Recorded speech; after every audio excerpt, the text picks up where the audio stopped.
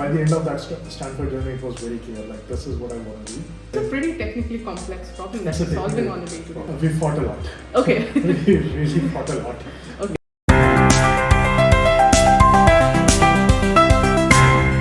So hi everyone, welcome to Deep Dive with Drishti. We have Gorish here, and today's podcast is going to be super interesting. He's a founder, he's a Stanford grad, has a background in technology, and now is revolutionizing the sales AI space. It is so many things, Gorish. Is this the right way to introduce you, or is there something you'd like to add to it? Well, I am a techie at heart, and I turned from a tech nerd, essentially, to now building AI for B2B sellers, which is like the other side of like a nerd introvert kind of person. So a lot of transformation even over the last 5 years that have happened in my personal journey, and as a result, even in the company and what we are trying to build. That is great. Before we deep dive into Sybill and how did you start it, what was your background? Why did you think of coming to the States? Did you come for education? Did you always have a builder mindset at heart? What are your thoughts on that? Yeah, so I graduated from IT Delhi. This is 2016. And at that point, I had a career choice to make. So essentially, I had an option to join IIM Ahmedabad, or I had an option to join as a software engineer in Samsung Research in Bangalore. And it was an interesting choice at that point. A lot of people had recommended and guided me to go for the MBA option because that was a safer choice. Yet through some luck, fortune, whatever it is, I ended up joining Samsung's team. And I got really lucky in those 2 years with that team, because that team was super heavy on research, machine learning, high tech, bio, like medical devices stuff. So in 2 years, the team ended up building out a really cool technology. We ended up filing multiple IPs on it.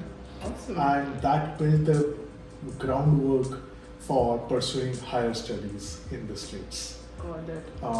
In terms of builders, when I came to Stanford, I always was, I would say, the best way to describe it is I always loved shiny new stuff, but I had never gotten the chance to get my hands dirty in a startup itself. In India, the startup culture was still pretty early in 2016. But when I came here, I saw folks around me just absolutely being going into new tech, taking those leap of faiths and taking the risk in order to build something of that would impact, that would matter in life.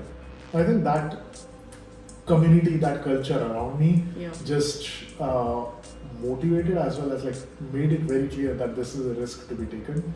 And by the end of that Stanford journey, it was very clear, this is what I want to do. And at least I want to try it for a few years. Maybe it doesn't work, we'll pivot again. But it's worthwhile to go on this journey. And that's how I ended up starting Sybill.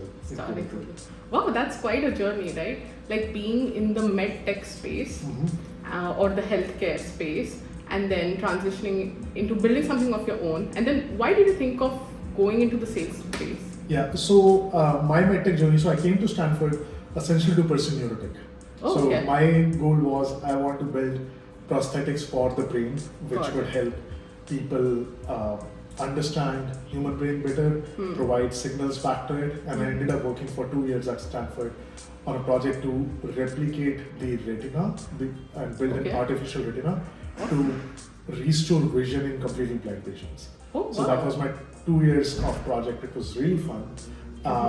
But through those 2 years, I also realized building a startup in health tech is not the challenge which I wanted to embark on. Got it. So we started looking at other spaces, and I had always had a background with machine learning and data science. And one of the ideas we started looking at was physical retail. We were building Amazon Go, but on the shopping cart. So kind of putting cameras on the shopping cart and providing a personalized store experience as people are going through the store. Unfortunately, COVID happened, and the pandemic shut down any kind of physical retail idea. So that got shut down, but by that time that startup bug had started already in the mind. Yeah, so we were like looking at different ideas, and after I graduated from Stanford, I ended up lecturing for 2 quarters, and in those 2 quarters, my lecture shifted from an in-person, like large auditorium setting to a Zoom setting, and that gave the inspiration for Sybill initially. This was still not sales tech. Yeah, so it's sales still tech like came, ed tech, right? Yeah, sales tech came like 2021, essentially, late 2020, when we started looking at sales tech. That is quite a journey. What was, if you can give some insights to our viewers, what was going in your mind when you earlier wanted like a retail in-person experience startup, which is more like, which is a combination of hardware plus software, to pivoting while you were in the journey of lecturing, of identifying those use cases in the virtual setting, identifying how people are responding to the inputs they are receiving in a virtual setting. What was going on in your mind? Like, I think the physical retail startup had died down by that. It was very clear, like at least in the pandemic age, this won't be a company. Even though that idea is still very relevant in today's day and age, but from a pandemic standpoint, we had to keep that, shut that down. The idea for Sybill initially was, can I use AI to detect emotions and via facial expressions, body language on a Zoom call? And I wanted to understand if my students are following along in my class lectures, if they're distracted, if they're confused, if they're enjoying my jokes, or maybe they're lying 100% flat. So that was my goal, and I started with inviting first a human, like my TA, who would join my lectures, and he would look at the wall of faces, and he got pissed off pretty fast. He was like, I can't do this. So that's where we came up with the idea of let's have an AI look at that wall. So that's how 2020 we started out Sybill. And then sales became a very big area of interest because sellers wanted to look at their buyers' expressions and emotions, and that appealed to us a lot because of a lot of data availability within sales, which is not available otherwise. Yes. That is great. And then once you decided to pivot into sales, like was this the time you stopped lecturing at Stanford and went all in? Yeah, I was, once I decided to start Sybill, I left my lecturing gig. My co-founders and I also left. We had pretty lucrative job offers, so we left all of that and came back to work on Sybill at a salary which was probably lower than what we were getting paid even at Stanford as an RA or TA. So it was a different 3 years that we spent from 2020 to 23, essentially. I think that is the part of a founder's journey that a lot of people do not see, right? Like people see once a startup raises their, like, say, Series A, Series B, and when it is the big numbers. That is what motivates people to pursue that dream. But I think that is what is important. That's what I want to bring out through the podcast is how do you even reach there? How do you start from wanting to build something, the ups and downs you go through, and then once you reach there, what is it like? I think that part of the journey is not seen in any field that gets you to greatness. Like people never see the grind and how it takes. And talent matters, but only to a certain level. It's the grind that really differentiates and gets you ahead versus not, especially in the long term. Like talent will help you get to a short term or a medium term comfort level, but long term, it's absolute hard work, absolute grind, day in, day out. And even for us, like first 2 years were really, really grueling because things were not working out at all. Like we were in a PMF figuring out hell while trying to learn a sales industry, while trying to sell and building at the same time. And the third year, things actually did start picking up. And at that time, there was so much pressure of like, now things are working, I need to work harder in order to make those things go better. So the first, I'd say 2 to 3 years were like, it's 24/7, always on. There is no pause essentially in life. There was no life outside of work. What was your typical day like at that point? So the four of us were living together. So we did not. We had an office, but the office purpose was okay. We'll wake up. We'll get to the office. We'll work together. We'll come back. We'll have dinner together. Mostly talk about work. And then we'll go back to sleep and then repeat the same thing again and again. 24/7 essentially. So that was the first 3 years broadly. With the team. Earlier without the team and then with the team as well. So, did any of you or your co-founders have a sales background? No. It was a completely new industry? Sales has been a very new industry. For all four of us, so 2 of us come from very strong, 3 of us in fact come from very strong machine learning, data science background, and then 1 is coming in from a strong technical engineering focus background. And right now, the split is 2 and 2. So 2 of us are focusing on the GTM side of the house, sales and marketing, and the other 2 are taking care of product, AI, engineering, everything. Got it. Another question related to your initial years of building Sybill. When were you always 4 founders who started it? And because my follow-up question is based on that. You all were 4 founders from the very start. How did you all resolve different ideas that come from 4 great minds? We fought a lot. We really fought a lot. Many days. I think once we started getting customers, it became much easier. Because then the ideas were more resolved by customer interviews and customer discussions. Before we actually had a product out in the market, it was all based on whim and you didn't have a way to validate it. There was no way. And sales is interesting and tricky for this reason because salespeople would show so much excitement about a new shiny thing, but when it comes to usage, it doesn't always pan out. So we had so many of these moments where for a few months we would feel so excited, like this is the best thing ever. And then we release that, whatever, work on that, release that, and then silence, like pin drop silence. So that extended our learning cycles quite a bit early on. And sales conversations helped a lot. We very early on we started leveraging LinkedIn quite a bit. We started reaching out to sales leaders, CROs, VP sales, even account executives for feedback. And that helped over time, helped us learn why B2B sales, what is it, what are the nuances of it.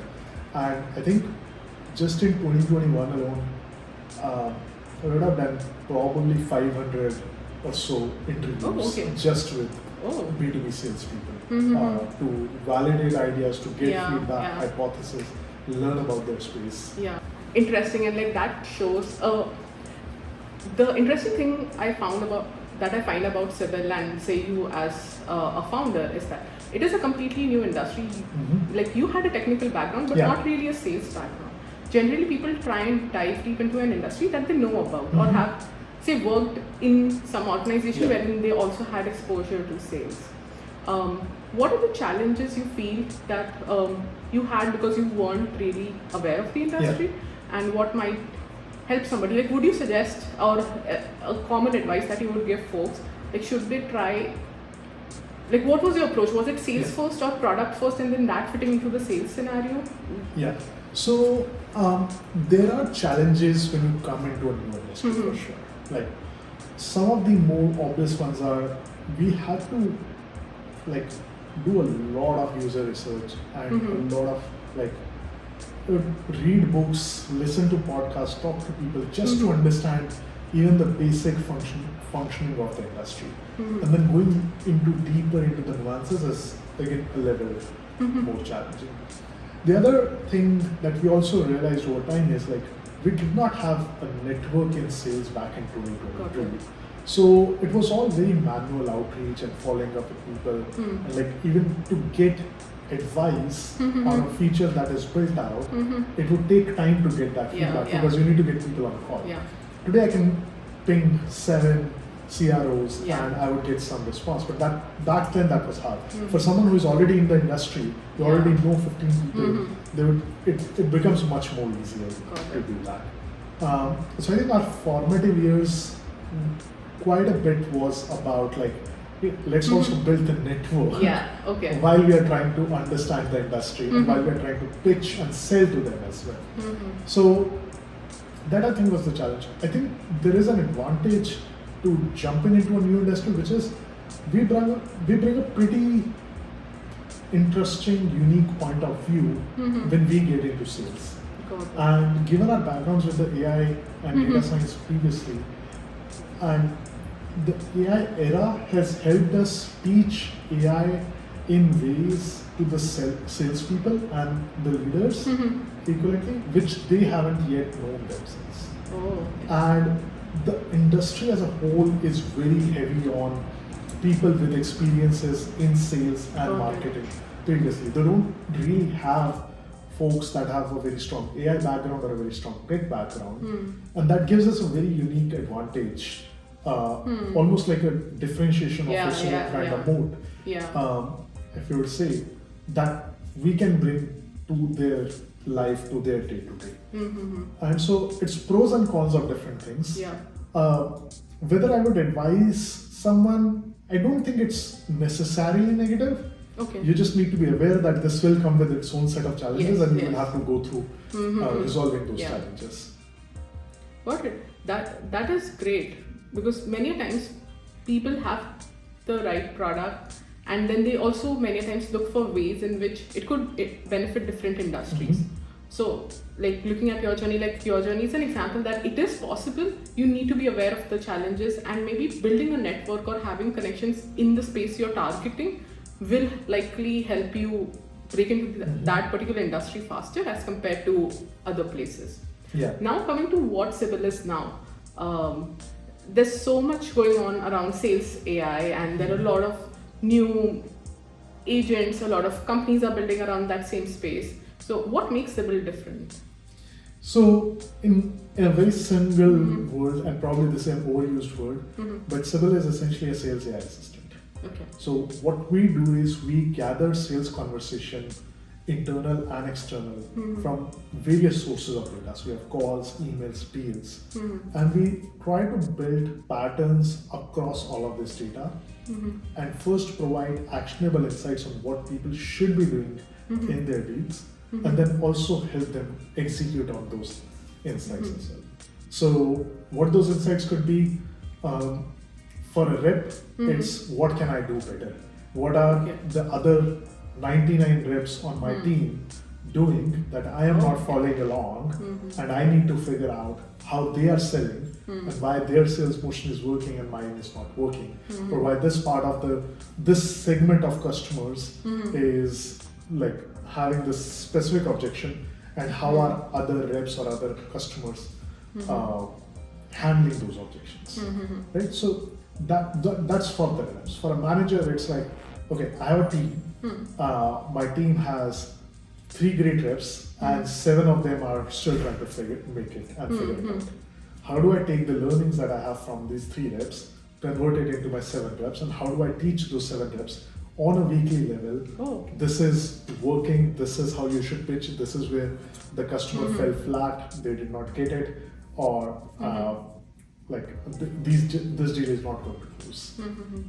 And then at the CRO or the VP of sales level, to provide them a bird's eye view of their pipeline. Like, okay, I want to reach 20 million in the next quarter, and for that I need to get an understanding of what are the deals that are already in play, what is the activity that is happening, is that activity going to lead to conversion? If not, do I need more deals and more leads? So doing that entire gap analysis from these are the deals in my CRM to the point these reps are likely to close these deals and these ones are not. So building out that forecast model and then providing very specific tangible insights on, okay, this is what I should be doing as an action plan in terms of getting new leads and moving the deals along. So that's the insights part of it. And then we also help with the execution side, because we have all of this data, which is very rich. We can go in and tell a rep whether they should be sending a business case or a mutual action plan, how they should be preparing for a call.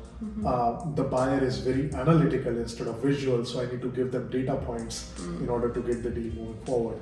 Or the buyer was not even paying attention on the call. So this is unlikely a deal to move forward. So stop wasting your time on it. So getting those end insights for them to action on. Are all the use cases very video heavy or? So we look at data from your conversations, which is typically Zoom or video-based conversations, email exchanges, any kind of CRM conversations, public data like LinkedIn. So we'll typically have the LinkedIn profile of the buyer and try to do personality analysis based on what they're saying and how their profile is built out. So to say this person is, as I said, like this person is super analytical. Try to sell and very direct, like don't beat around the bush. You need to get to the point quickly. So the multiple sources of data that are aggregated. And I think that's where AI is still very challenging. Like LLMs have gotten really good at taking a piece of information and converting it into some output, whatever that is. But when that piece of information becomes so large as to span thousands or tens of thousands of lines of text, and different data sources, it just becomes an impossible problem. So essentially it's a pretty technically complex problem that we're solving on a day-to-day basis, right? So we can go in and analyze thousands of calls in a single prompt and give you a really concise and precise answer to the question that you're looking for. And it's not something which an LLM can do today. Awesome, that's great. I think like both me as well as the viewers got a good insight into what Sybill does. I'd also like to throw a bit more light upon your founder journey. So when you were starting Sybill, did you raise funding? How did that go about? What was your first fundraise like? And then how do you approach it? How did you approach it then versus how do you approach it now? Yeah, we did. We have always been a venture-backed company. Given the deep technology required, this was the right path. Also, for me, definitely the visa has always been the reason why I made venture capital and I cannot bootstrap at least the first company. We were very, very dumb back then, like 2020. Like, I think we went out to raise a friends and family round, like 200K was a steal at that point. And we ended up raising 1.5 or more than 1.5 actually at that point. And boy, did we need that money.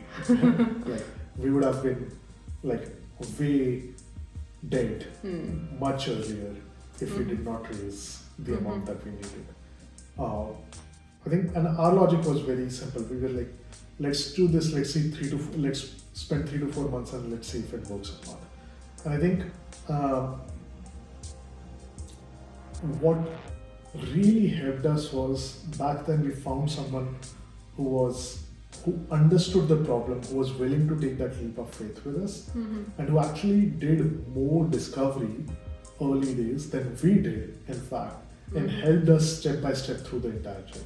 So they essentially took a bet on the team, and they were helping us grow. And so that, I think, that individual, Alex Salazar is his name, now has his own startup in the AI development space.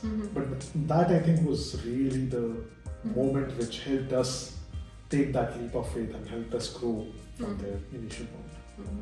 Do you think having somebody backing you up who also like kind of played the role of a mentor along your journey helped you much more in your? A lot, definitely. I think having advisors is one of the most underrated feedback people get. Like, if you can find people that have gone through the journey and if they have gone through it multiple times. So Alex is a founder turned investor, now back to founder journey. But having those kind of folks in your corner is really, really grateful because they understand the problems deeply themselves. They know the journey that they have gone through and they've seen other people around them go through. So they can figure out the place where you're coming from. And many times solving a problem requires the person to understand the context of the problem more than the problem itself. And so that is very good, yeah. And that helps. And then once you had raised this first 1.5 million, Did that give you enough runway for a couple of years? Did you do another round? Or? So we got enough runway for a couple of years. I think it got us to a point. We actually it was almost like a slow burn with the 1.5 billion. Okay. Right. We did not spend enough capital on hiring a large enough team on going faster, and at the end of 2 years, we realized we don't have a full product market fit. Okay. And we were running out of cash pretty quickly. So this was like, we had end of 22, we had probably 3 or 4 months of runway left. And that was actually one of the darkest periods in Sybill's journey, because like we had to downsize, things were not working well. We had been raising for our next round for quite a while. And for the right reasons, we did not get that raise figured out early on. So we actually had, again, on the advice of Alex, we had started to look for acquisition paths, even though we did not want to. And I think that time period in Sybill's journey helped me get a feel of what I want out of life more than anything else that has happened in the last 5 years. And eventually, like with the raise, we did get lucky. Another VC firm came up out of the blue, offered us a term sheet. We took that, and the product was built well enough that 2023 was a full year of growth. So things worked out eventually, but that was a very hard time to say the least for the team. Before we move on, an interesting point you raised is that that is the point you realized what you actually want in life. I think all of us are now curious to know what did you figure out? I think what do you want as I said, we were at a point where we started also looking for alternate strategic options. So we did actually have 2 to 3 acquisition offers, kind of acqui-hire offers on the table. And what I realized at that time was while yes, this is if I have to take this path, I will take this path because I had a team around and people were depending on me. But I knew I want to get back to building my own again. And that realization really stuck with me, and it became I really, really enjoyed solving problems, and I wanted to solve them for a bigger impact, and I didn't want to work on dumb, boring stuff. And I think that feeling of, okay, how can I find the hardest problem, how can I solve it, and still make an impact, still help people, and how I can do that again and again and again, was what really stuck around with me back then. And I believe a lot in the power of manifestation. I think that the fact that we were not willing to take that option, even though it was on the table, it would have made up for, as I shared, we had a salary of probably 40K for 2 years. So it would have made up for all the financial losses that we would have gone through. But just, I think that belief in ourselves, we can still make it, made it actually happen. And we ended up raising a second round, and then we ended up raising a third round. And if everything goes well, touch wood, more to come. That is great. Among all the highs and lows, as a person, as a techie at heart, as a builder at heart, what kept you going? I just love solving problems. That's the kick. Give me the hardest problem you have every new day. I think that's what. And it doesn't have to be a software problem. It doesn't have to be a tech problem. It can be a people problem. It can be a business problem. I just love solving used. That is great. For anybody who's there, what do you think? When should somebody take the leap of faith? I know it is a very subjective question. Everybody is in different phases of their life. They're looking at different things, trying to juggle the things. But in your journey, after your master's, while you were in your lectureship, you gave up upon the industry offers you had because you wanted to build something and see it go through. Even at that point, I'm assuming you might have the similar thought process now and then of like, why did you go all in? Mm-hmm. I believe in the theory of minimizing my regrets. Okay. So for me, it was very much, if I don't do it now, Mm-hmm. will I regret 5 years later that I could have done it before? Mm-hmm. And I think that part was like the nagging part, which made it all possible in that day.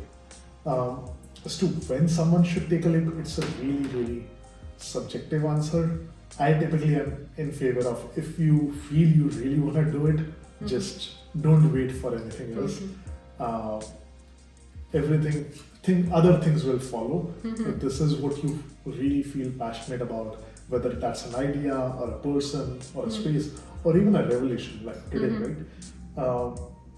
Just go deep into it sooner rather than later, because you will find a path, or you will find that this is not the right path and this journey is not the right journey, and you will do something else. But take that leap of faith. It will always help. For anybody who's out there, are you a big believer of building in public? I see that you and the complete Sybill team is pretty active across social media platforms. Like, is that a way to build like all four of yours like personal brand, which indirectly helps your company visibility, or is there something more to it? As with everything, there are again pros and cons to building in public. The con is people underestimate, like when they are on a high, like building in public feels great. I've met founders who have to build in public when they're not on high. And that some people are able to do it and others just shy away from it. And whether you do it or not, because the fact you have been building in public, the fact you're missing out or you're invisible for that period of time, people understand. For us, and I think in this day and age it's true, disruption, especially from a technical standpoint, is important, but distribution is vital. If you can nail both of them, you really, really have something phenomenal, generation altering kind of feature or product or company solution. Typically, companies are left with one or the other, and most times it's like none of them. So, to me, getting distribution is really critical, and building in public is one way of getting your distribution, getting people to give a shit about who you are and why should they care and why do you care. So it's a way for people to connect with the people behind the screen. Awesome. With the change, like this is like the era of AI across every industry. Where do you, as somebody who's in the industry, deep down into it, like because you have your own company which is in the AI, in the sales AI space, do you think we've reached the high of AI? Like, I think more is to come. A lot more is to come. People have just gotten. I think they're at broadly the height of AI foundations, the base layers. People are now starting to build middleware and application layer on top of it. And that's where, from a consumer standpoint, the true value will get unlocked. So, for example, we just had the OpenAI Tech Day. Yes. And we didn't see any indication of a GPT-6 or a higher level model at all.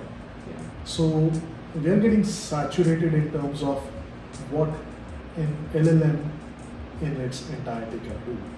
But where there is still a humongous amount of scope and sort of opportunity available is what kind of data, what kind of context, what kind of information can you give to an LLM to be able to generate the right outcome on the other side. And I think that's where we are still going to see a lot of new technology, a lot of new stack emerge as a whole. Do you think that with that, like, it is moving a lot towards, say, when phones came out, the Android OS came out, people built a lot of apps for the Play Store. And that was a great way in which people launched their own products. Now, especially with the OpenAI Dev Day and the SDKs that they launched and how people can build for it. Like this was there even say a year ago, but people weren't focusing as much on it. But now that it is being explicitly said, that is a space wherein developers or builders are going to look at. Do you think this is like we are kind of moving towards the new wave of technology or how we completely consume technology? There is going to be a shift. What that shift will look like is anyone's guess at this point of time.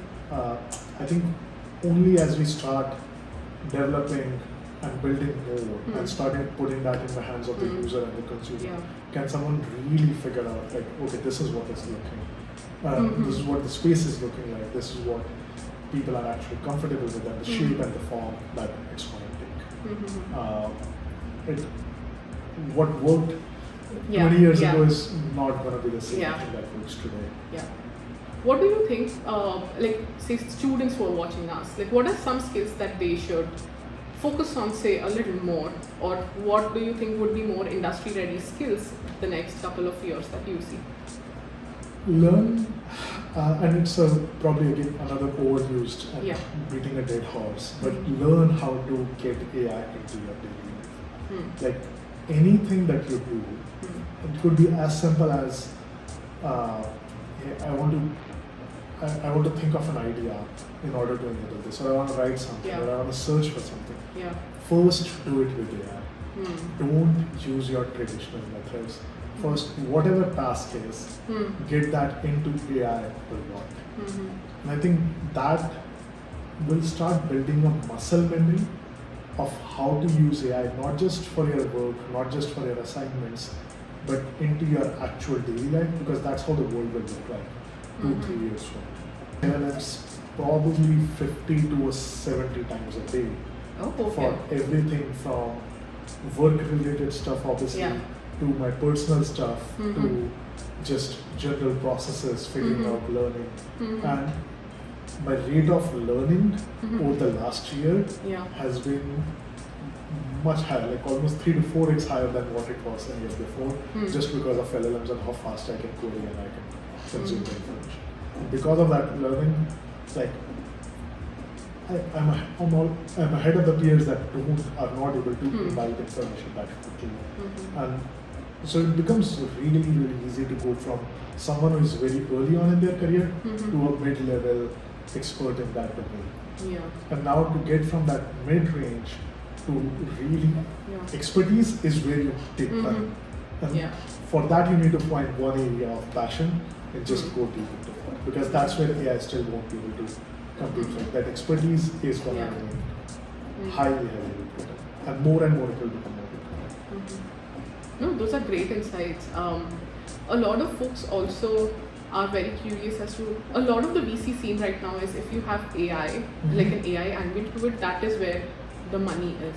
That is what VCs are going to fund. Do you see that shift in the VC space right now as well? It's my personal opinion, and that probably is a bubble in my mind, where VCs are pouring more money into AI because there is more application, and there is a lot of opportunity with AI-focused tools.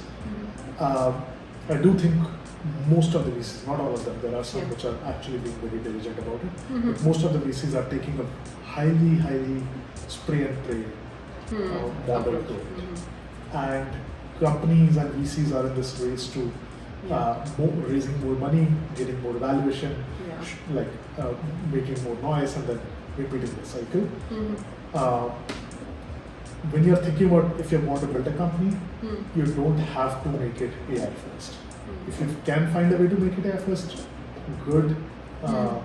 But find what really moves the needle for you, and it doesn't have to be AI.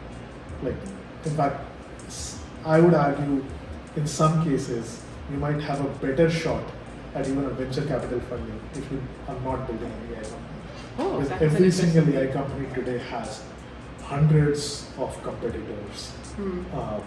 Everything from an early stage pre-seed company to public company, hundreds of competitors, and every day, because it's just become so easy to start an AI company and brand yourself as X.ai or Y.ai or whatnot. So, like, unless you have something deep, a deep insight that you can really bring to the industry, that's a great idea.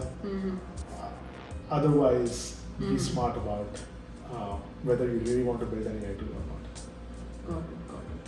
And another question that, or a question posed as like a suggestion that you would have or advice that you would have to folks who are already building in this space, and like there was an initial boom of a lot of folks who were building in the Web3 space a few years ago. Then it comes in its waves and it goes. Do you think the AI wave or building in AI would follow a similar trend? To some extent.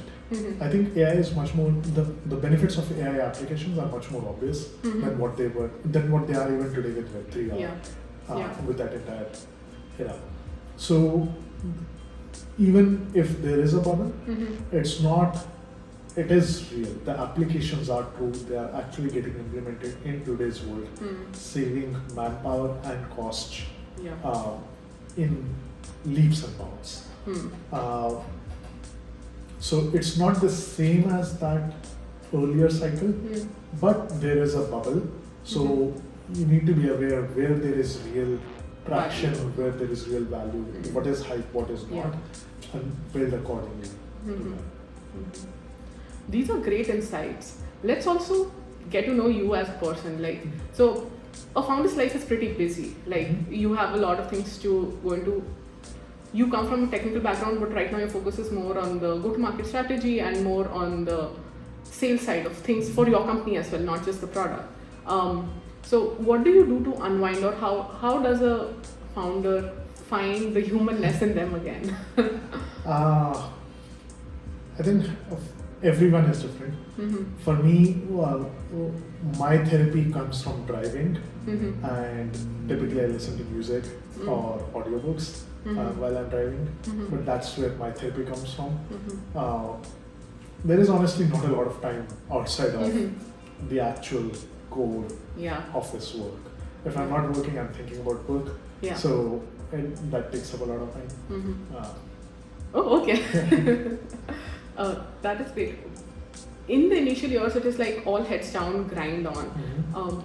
Did you face burnout, or like now that you have been in this space for like a few years, like building your own thing, you must have learned to tackle it better. But when you start, like a lot of folks who are watching us, they are like builders and founders in the very initial stages, wherein they want to go like 24/7 in, but like after a few months, it's very difficult to keep it up. Like, how did you find that balance back then? We had phases for sure, and we went through the journey with, like, if I'm not feeling like I want to do it, typically it's the excitement of continuing to learn, continuing to figure out certain things was like too big, where this did not happen often enough. When it did happen, again, for me, I would take a long drive. I typically go for a drive every other weekend, and that's my way to unwind and see more of like non-work related stuff. But again, the first 2 years were hard. We did have points where we were like, this is not working out, we just need to do something else, or maybe we are messing with our life and we need to do differently. We'll go through those phases and come back after a while. Awesome. Are there any final thoughts, something that you would want to share with anybody who's watching? If you're early in your journey, just work hard. Okay. That's like, there is nothing more valuable in life than being able to grind through even when you're not, like, especially when you're not into it. If there is something you have decided as a path, if you're already in that cycle, if you're already taking the pain, might as well give your full potential into it. And I think that ability to work hard and having like that will get you to a lot of different heights and help you manifest things that you want to do. Awesome. No, those are great like pointers. I think today's podcast was very insightful, like looking at your founder journey from the start, like coming in as an international student for grad school to building your own startup, in it fully, and it's doing pretty well. The ups and downs, pivoting, coming, like initially started your career in the healthcare space to now sales. The constant has been tech and your passion for solving problems. I think that is a great insight for anybody who's watching us today. And yeah, thank you so much for taking out the time doing the podcast. It's a pleasure. Yeah. And I'll see you in the next one.